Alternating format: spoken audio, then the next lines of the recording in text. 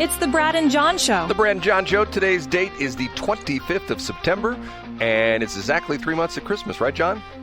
That's exactly right, Brad. And this is the B block, which means it's time for what, John?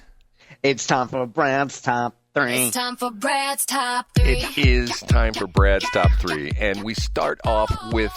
No, hold it. Ladies got to sing it twice. It's time for Brad's Top. Got to get them in twice. We start off with... It's number 3. Have you...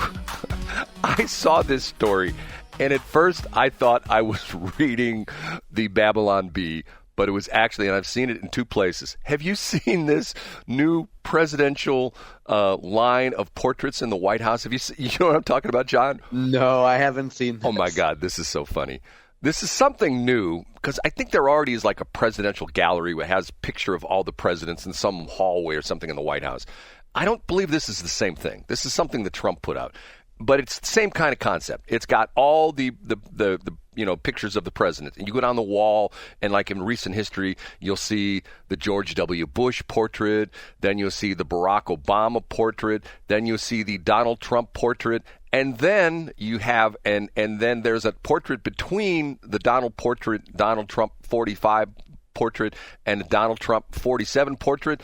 And the portrait for Joe Biden is not a picture of him. It's a picture of the autopen machine signing Joe Biden's name. No way. I swear to God, I am not kidding. I'll send you the story. It is funny as hell. This is officially done by the White House. Once again, on both sides of 45 Trump, then 47 Trump. In the middle, instead of having a portrait of Joseph, Robinette Biden Jr., it's a picture of the autopen machine signing Joe Biden's name. I'm not kidding, John. That's incredible, Brad. I thought maybe it was going to be, you could go several directions with that. You could have Kamala cackling. You could have Jill Biden pretending Joe's coherent. You could have him on the beach taking a nap. But you have the autopen. You can't top that. To a certain extent, it shows that although people don't like Trump, he does have a sense of humor, don't you think? Yeah, what other president would have ever thought to do something like that? That's terrific, Brad. So is this in an area that the public can see? Because that would be awesome. I don't know, and I've heard other people talk about this as well, too, because supposedly there's an official gallery portrait of all the presidents, and this is something new the Trump administration has put up. I'll see if I can get some more information, but I've seen the picture, and it's a real story. Okay, you ready for number 2? Yeah, let's do it. It's time for Brad's number 2. It's time for Brad's number 2. Joy Reid on the Don Lemon Show. Is that a combination, Joy Reid and Don Lemon? Yeah, boy. There you go. What do they have to talk about, Brad? What? It's funny you should ask, John. What do you think Joy Reid's going to talk about? Let me guess. I'm going to say either Donald Trump or Charlie Kirk or both. No, she's talking about JD Vance. Oh, and wow, setting her sights early on him. And apparently JD Vance recently talked about DEI and how it's bad for the country. And she points out that he is a beneficiary of the DEI. John, did you drop off there? I think I lost John. I did lose John. Anyway, I'll just keep going here. Joy Reid says that JD Vance is a beneficiary of DEI because he's a white guy from Appalachia. And because of the fact that he's from an area that normally does not have people who go to law school, and I believe he went to Yale Law School, if I'm not mistaken, because of the fact that he is this white guy from Appalachia, that he is... Hold on, let me do this. John, you disappeared on me. Are you back? I'm so sorry, Brad. Okay, what I was saying was Joy Reid has essentially declared that JD Vance is a beneficiary of DEI because he's a white dude from Appalachia. And normally, didn't he go to Yale Law School? Wasn't that where he went to law school? Yeah. Oh, wait. So is she saying that he benefited from affirmative action because they only chose him because he was of a lower class man. Exactly. That they could. Come on. I swear to God that they should have taken some smart white guy from the Northeast, but instead they took a poor white guy from the Appalachia area, and that was DEI. And I'm going like, okay, here we go. I mean, she's really got a stretch for that, right? I mean, it's creative. I don't know if I've never heard anybody say that before. John, here's the problem. And once again, John, every single day I make my case to John, and I think I'm slowly but surely John's going to agree with me. If Joy Reid were in the studio with me here, I'd look at her and I'd say, Joy, what do you and I have in common? And she would say, well, probably not much. I go, no, we have tremendous things in common. Ooh, what is it, Brad? Does it start with the letter A? Yes, I'm an American and you're an American. Aren't you American, Joy? Yeah, Brad, I am, Joy. I am, Brad. Joy, you and I are American. And you know what? Let's just stop there. You and I are both Americans, and that is what we should concentrate on. Yes, you may call yourself a black woman liberal Democrat, and I could be a whatever the heck I am, but you know what? We're both Americans, and let's just leave it right there. What do you think, John? I think that you should also just add one more layer and say that you currently identify as a woman. And you could say you're both American women. Okay. Because according to people like Joy Reid, you can just shape shift whenever you want. I guess, whatever. Okay, ready for number one? Yeah, number one, Brad. And now, big finish, Brad's number. John, are you ready for a crazy diversion? If this works, we're going to have... Are we going to call Mark McCloskey while he's in the shower? Hold on a minute. How did you know I was going to call him? Oh, hold. Let me see if this works. Okay. How did you know that I was going to do this? I can't believe you knew What that. if Jonathan Bosch answers? That would be cool. No, I don't think he will. Okay. If he doesn't answer, I'll go ahead with the story. See, I think Mark's not happy with me anymore. He doesn't answer the phone anymore. I used to call him and he'd answer right away, but he's not answering. Okay, one more. This is Mark McCloskey. I'm not available on the phone right now. Please leave your name, telephone number, and message, and I'll get back to you shortly. Thank you. At the tone, please record your message. At the end of your message, press 1. Hey, Mark, it's your buddy Brad Hildebrand. I'm beginning to think you don't like me anymore. This is twice in a row I've called you and haven't answered the phone. Either that, or as John say, you're either in the shower after doing your 3-hour workout or you were out on the shooting range, one or the other. But if you get a chance, call me back, 314-280-8880. Bye, John. Or excuse me. Bye, Mark. You're John. Okay, here's the story. I was going to try to have Mark do this himself. Remember, was it last week or the week before last, we called him because his picture was in the paper because he was getting his gun back from the sheriff? He got his second of 2 guns that had been confiscated, right? Yes, correct. Okay, so hold it. Yeah, no, that's not him calling me back. I didn't hang up. Okay, we called him, I don't know if it was last week before. We left a message as voicemail. Mark called me back yesterday. I guess he's right up on top of his text messages. And he says, hey, you called me. And I said, yeah, I did last week, talking about, the stuff with your gun. He told me something very interesting. I said, the rumor is that gun is non-functional. And he says, yes, you're correct. The backstory on the gun is fascinating. He proceeds to tell me, I wish he could have answered live because he told this story because it was interesting. The reason that gun is non-functional is it wasn't a prop gun. It was a gun he used in a court case to win a judgment for one of his clients. Did you know this story, John? No. How was he demonstrating how a gun could or could not work? Why did he use it as a prop? Okay. This is actually sort of an interesting story. He told me that this gun manufacturer, I can't remember the name of the gun, and the interesting thing was when the whole thing came out, everybody looked at that gun that she had, go like, okay, what POS gun has she got? And apparently it was a POS gun. The manufacturer of this gun had problems with this gun, and not only was it not the best gun, but it had a malfunction where it would just automatically go into full auto. So in other words, you would pull the trigger and the thing would just empty the magazine. You bump, bump, bump, bump, bump, bump, like that. And there were 3 cases that this happened. And the case he represented was the guy who owned the gun was killed by the gun. So he got one of these guns and they had it made. They disabled it. Probably they took the firing pin out of it, took the sear out of it, whatever.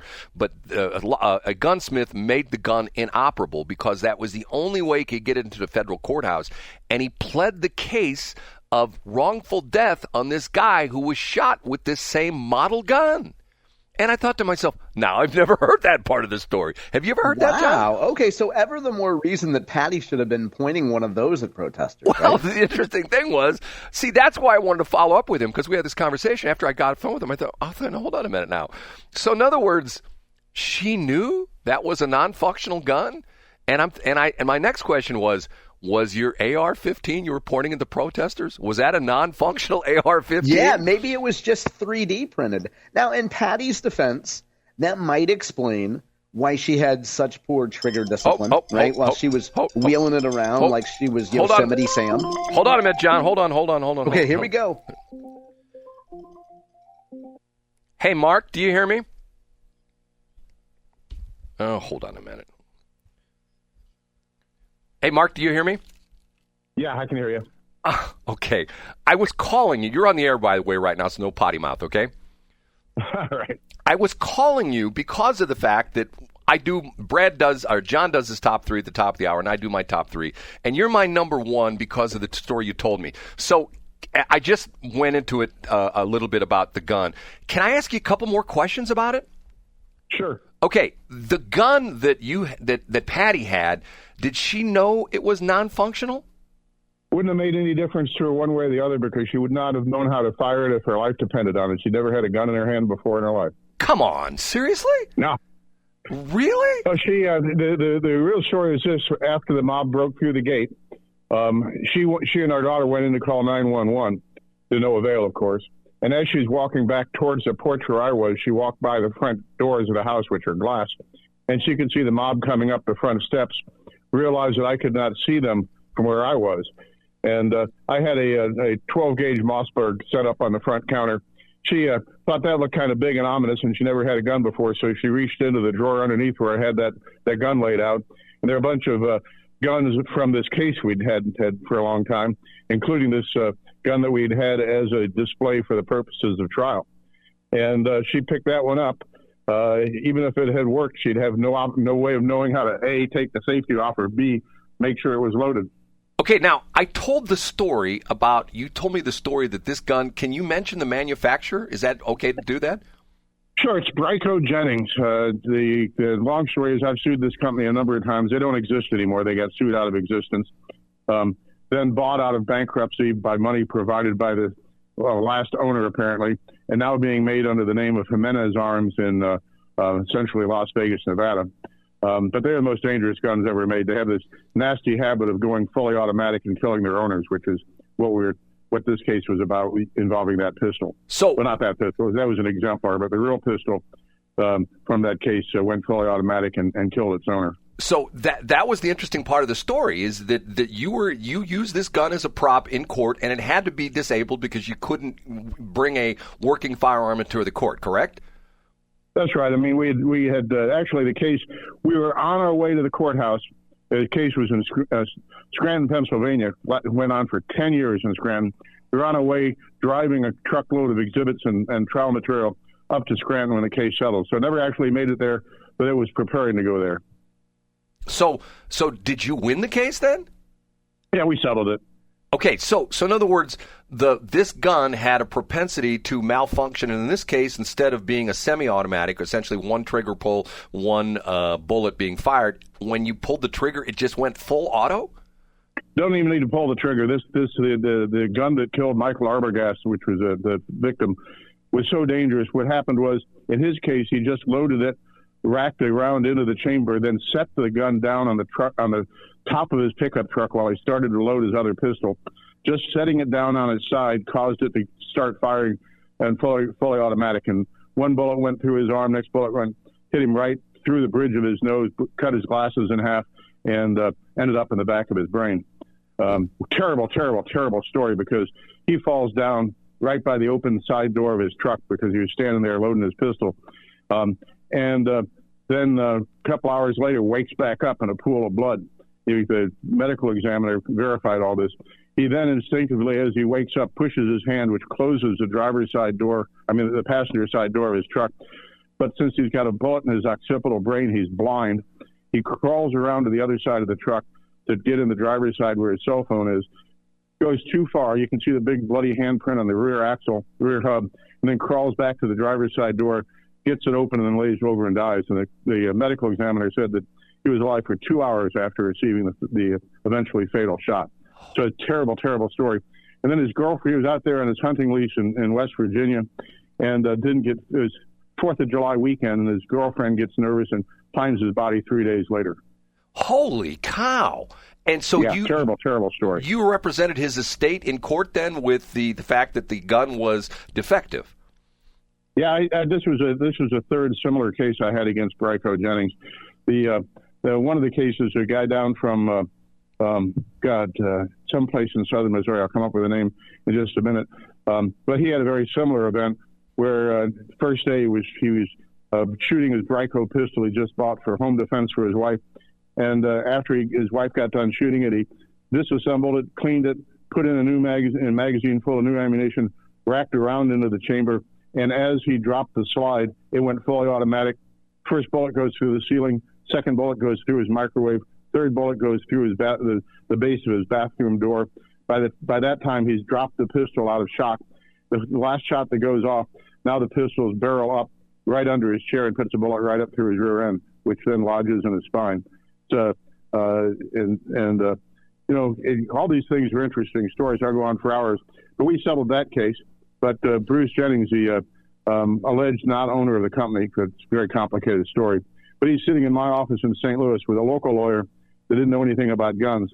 And the local lawyer's got that actual pistol that shot the guy up through the rear end. And he pulls the slide back and drops it. And he's pointing the gun at me across my conference room table. And he says, if you just jiggle the slide a little bit, you say this gun will go off. Right then you can hear the firing pin drop, right? I said, not only could it just did. And if it had been loaded, he'd have killed me. At which point Bruce Jennings says, that close. So once again, the interesting part, there's so much interesting stuff what you just said. Your wife had that gun. She's never held a gun in her life before in her hand. That was the first time ever? Yep, that was her. That was her debut. Man, crazy story. Mark, I appreciate you calling me back. You are always interesting to talk to. Let's leave it that way. How's that? Well, I'm sorry I didn't get back sooner, but as I said, sometimes a guy's got to take a shower. Because you started working out at 3 o'clock this morning? Oh, no, I got in late from D.C. last night, so I didn't get a chance to work out this morning. I've got a mediation starting in an hour, and so I'm unfortunately a very busy camper today. Mark, I appreciate your time. Thank you so much. My pleasure. Take care. Bye-bye. John, is that fascinating stuff or what? Now, I got the gist of it based on your reaction. I couldn't hear Mark, but I got the gist of it based on your reaction. His wife never held a gun in her hand before until that moment. So we captured her first time on video. It was captured on film and on video. Yes. Wow, that's amazing. No wonder she was dangling it around, right, Brad? Well, the point of it, and not only that, it's a fake gun. Well, it wasn't a fake gun. It was a disabled gun, a gun that had accidentally killed another man. God, so bizarre. I mean, and God, I could talk about this. Matter of fact, in C Block, if you want to pick this up, I got on my list. I've actually got a list of stuff to talk about in C Block today, believe it or not. I want to talk about the situation that happened yesterday with this nutbag shooting up the ICE detainer in Dallas, place. right? Right, and then the Charlie Kirk thing. You know what's bizarre about both of these? What's that? They were both using Mauser rifles. Are you familiar with what a Mauser rifle is? I'm not. No, I don't know what that is, Brad. Okay, we'll talk about that in C Block because it's fascinating because everything you hear about all the Democrats, these assault weapons, both of these weapons have an interesting history to them, which is antithetical. Does that mean exact opposite to what the Yeah, it does. Antithetical to the points brought up by the Democrats saying assault weapons should be banned. And what's interesting about it is both of these rifles do not have magazines. You know, they always talk about you have to have less than 10 rounds and stuff like that. Neither of these guns have a magazine. And instead... well, let's talk about it in C-Block, Brad. They have an interesting piece of equipment that loads the gun. So we'll take a break. The Mark McCloskey thing, I still can't... You're going to have to listen to it back, okay? We're going to take a break.